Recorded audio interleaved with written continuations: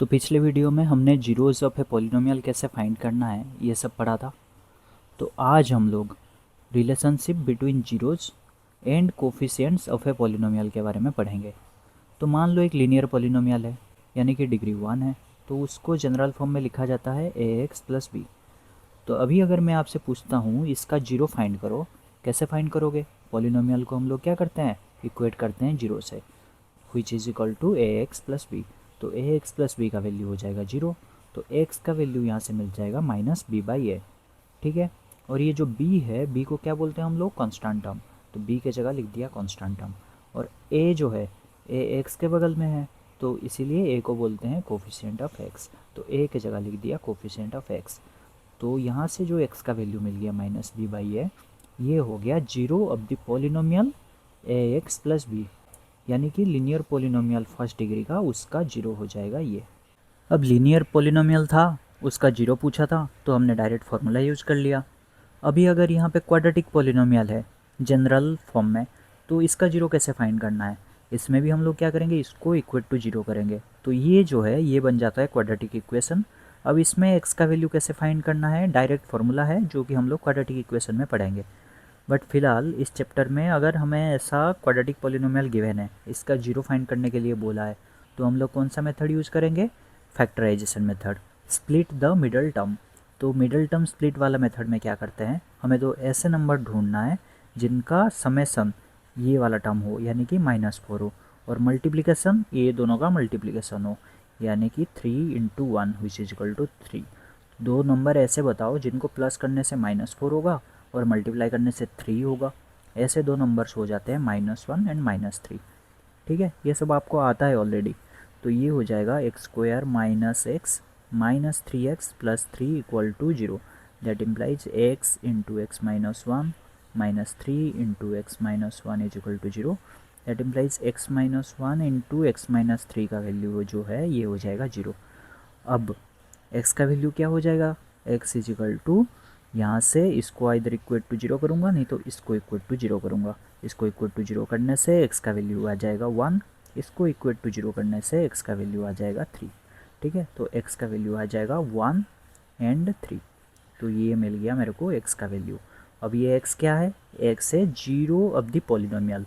Zero of the polynomial क्या, ये वाला जो पॉलिनोमियल गिवन है इसका जीरो है x इज इक्वल टू 1/3। इसका मतलब क्या है, x के इस वैल्यू पर ये जो पॉलिनोमियल गिवन है इसका वैल्यू इक्वल टू 0 होगा। अब अगर हमें बोल दिया जाता है कि एक काम करो, सम ऑफ जीरोज़ निकालो, तो आप क्या बोलोगे? दो ही तो है नंबर, दो ही जीरोज़ हैं, एक हो गया 1, दूसरा हो गया 3। आपने बोला सम निकालो, तो हम सम निकाल लेंगे, 1 + 3 कर देंगे, विच इज इक्वल टू 4 हो जाएगा। अभी मैं बोलूँगा प्रोडक्ट निकालो, तो आप बोलोगे ठीक है प्रोडक्ट भी निकाल लेंगे, 1 इंटू 3 कर देंगे, तो ये क्या हो जाएगा, 3 हो जाएगा। तो सम जो है 4 हो गया, प्रोडक्ट जो है 3 हो गया। तो अभी अगर मैं आपसे पूछता हूँ, कभी भी ऐसे क्वाड्रेटिक पॉलिनोमियल गिवन है और मैं उसका सम और प्रोडक्ट पूछूंगा, तो आप कैसे निकालोगे? तो आप बोलोगे कि ऐसे करके हम लोग पहले जीरोज़ निकालेंगे, उसके बाद दोनों को सम करेंगे, और प्रोडक्ट पूछा है तो दोनों को मल्टीप्लाई करेंगे। और ये मेथड तो काफ़ी लेंथी है, कुछ शॉर्टकट बताओ ना। तो इसीलिए मेरे पास एक शॉर्टकट है जिसमें हम लोग ये वाला फार्मूला यूज करते हैं।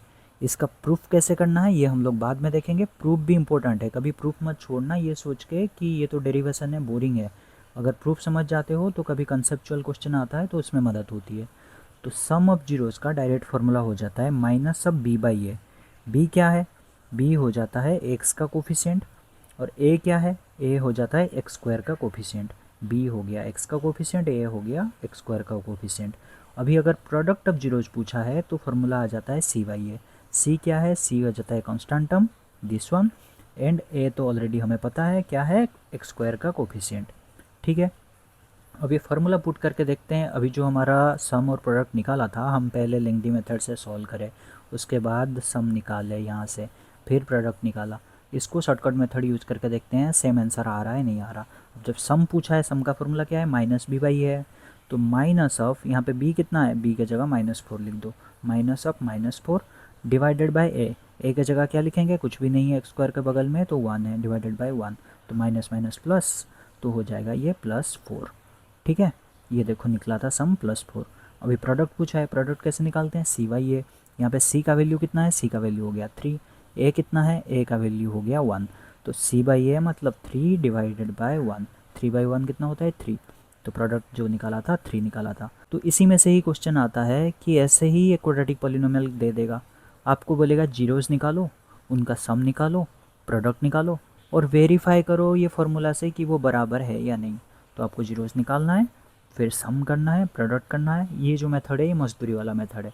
उसके बाद हमें क्या करना है, यहाँ से डायरेक्ट फार्मूला लगा के वेरीफाई करना है कि हमारा आंसर सेम आ रहा है या नहीं आ रहा। ठीक है, इसका प्रूफ भी अभी देखेंगे।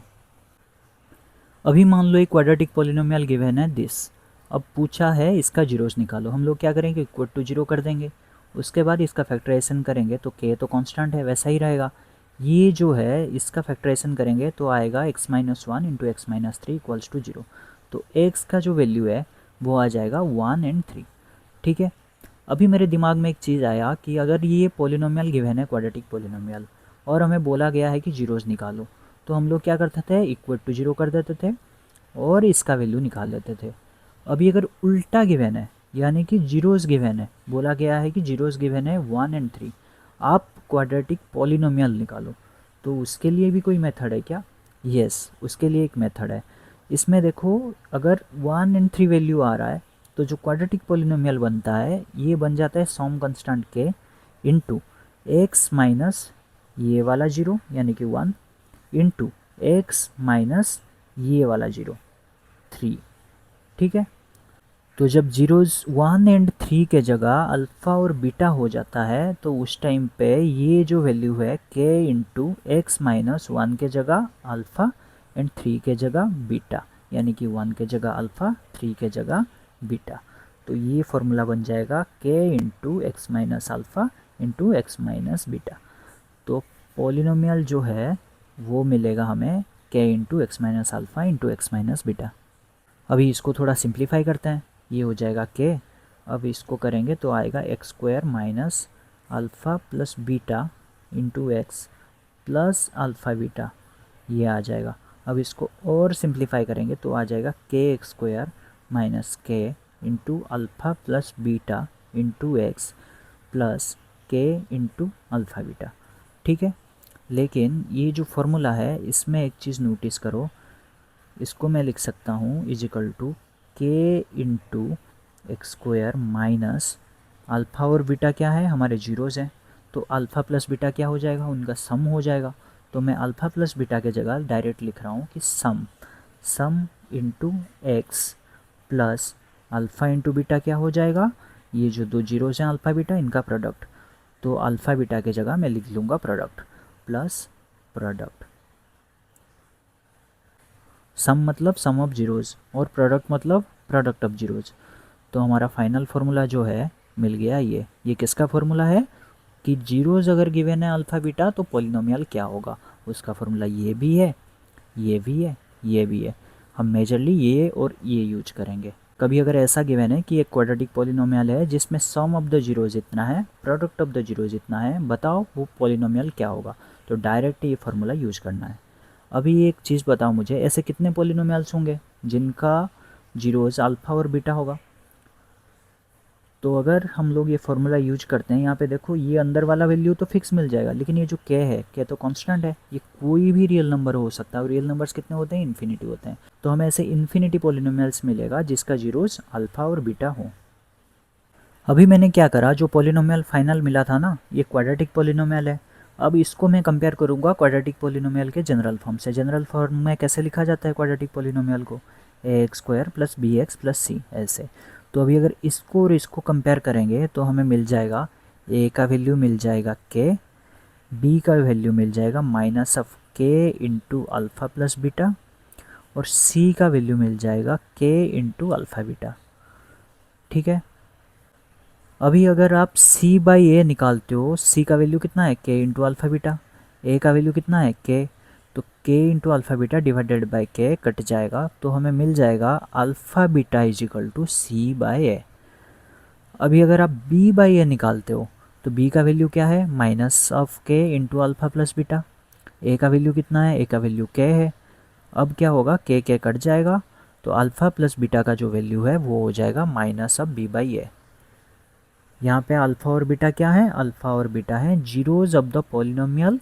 कौन सा पॉलिनोमियल है, यही पॉलिनोमियल है a x square plus b x plus c. तो इसमें अल्फ़ा बीटा का वैल्यू जो है वो सी बाई ए हो जाएगा, अल्फ़ा प्लस बीटा का वैल्यू जो है वो माइनस बी बाई ए हो जाएगा। तो ये जो दो फेमस फार्मूलाज है ना, इनका प्रूफ ये रहा। ठीक है। जनरली एग्जाम्स में इस तरह के क्वेश्चंस आते हैं कि जीरोस गिवन होता है, आपको पॉलिनोमियल फाइंड करना होता है। तो उसके लिए हम लोग क्या करेंगे, पहले अल्फ़ा प्लस बीटा निकालेंगे। अल्फ़ा और बीटा हमें गिवन है, क्या है 1/2 एंड -2, यही तो होता है zeros of a polynomial, alpha and beta. तो अल्फ़ा प्लस बीटा फाइंड करेंगे, ये हो जाएगा 1/2 प्लस -2, तो इसका वैल्यू हो जाएगा -3/2। अभी हमें क्या करना है, प्रोडक्ट निकालना है। अल्फ़ा बीटा हो जाएगा 1/2 इंटू -2, तो ये कट जाएगा, वैल्यू आ जाएगा -1। ठीक है। अभी हमें क्या करना है, पॉलिनोमियल फाइंड करना है। तो पॉलिनोमियल जो है इसका डायरेक्ट फार्मूला क्या है, k into X square minus alpha plus beta into x plus alpha beta. तो अभी हमें वैल्यू पुट करना है, तो ये हो जाएगा k into X square minus alpha plus beta का वैल्यू क्या है -3/2 into x plus alpha beta का वैल्यू क्या है -1।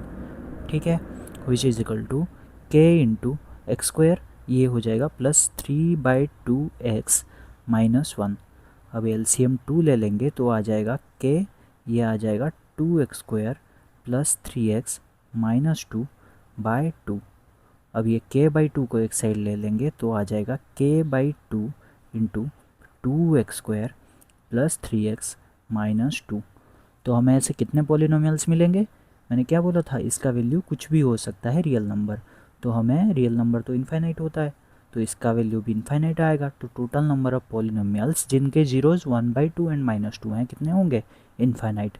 तो अभी ये k/2 के फॉर्म में नहीं रखता हूँ मैं, k/2 को और एक दूसरा कांस्टेंट मान लेता हूँ, मान लो k1। तो इसको लिख लेता हूँ k1 into 2x square plus 3x -2। ये जो है ये मिल गया हमें पॉलिनोमियल जिसके जीरोज क्या क्या हैं, 1/2 एंड -2। ठीक है। आज का वीडियो जो था वो जीरोज ऑफ ए पॉलिनोमियल और जो कोफिशिएंट्स होता है उनके बीच में क्या रिलेशन थे उसके ऊपर था। तो जब हमारे पास एक लीनियर पॉलिनोमियल होता है उस टाइम पे उसका जीरो फाइंड करने का डायरेक्ट फार्मूला है वो हो जाता है -b/a। और जब क्वाड्रेटिक पॉलिनोमियल होता है उस टाइम पे उसका जीरो फाइंड करने का डायरेक्ट फार्मूला अभी है नहीं, अभी तक नहीं है, आगे क्वाड्रेटिक में पढ़ेंगे। लेकिन हमारे पास जो जीरोस मिलेंगे उनका सम और प्रोडक्ट वो डायरेक्ट फाइंड करने का फार्मूला है। तो जब सम ऑफ जीरोस दिया रहेगा तो ये पुट करना है, प्रोडक्ट जब दिया रहेगा ये पुट करना है।